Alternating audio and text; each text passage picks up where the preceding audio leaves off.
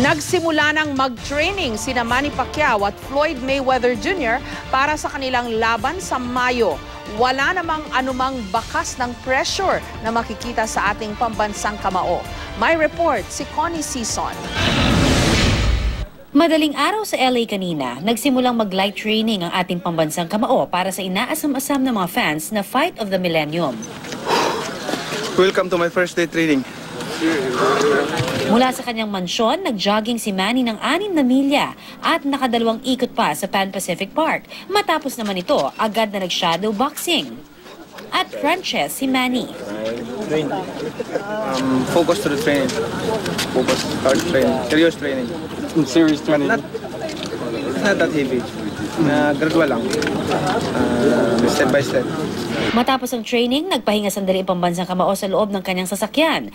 Dito nakipagkwentuhan ito sa isa sa mga katiwala niya tungkol sa Biblia. Tinitingnan ko palagi yung sarili ko na hindi ako maging proud. Kasi that's what the Bible says. Be careful that you do not become proud. Pero pagsapit ng hapon, agad itong tumuloy sa Wildcard Gym para ipagpatuloy ang kanyang light training. Pero naging mahigpit sa pagpapapasok sa media at iba pang mga malalapit na kaibigan ang pamunuan ng Wildcard Gym.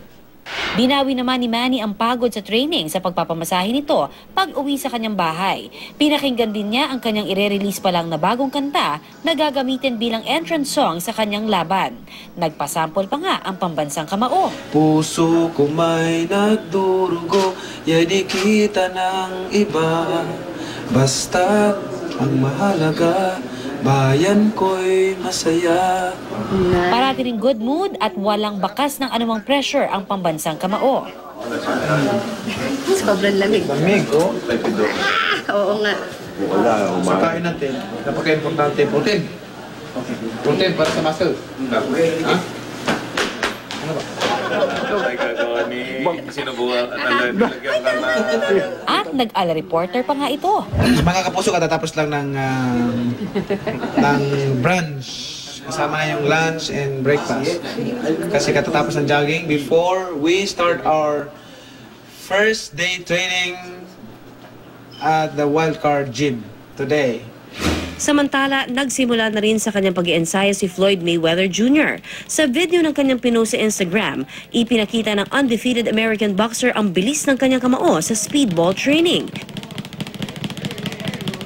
Sa Mayo 2, maghaharap sa ring sina Mayweather at Pacquiao sa MGM Grand sa Las Vegas.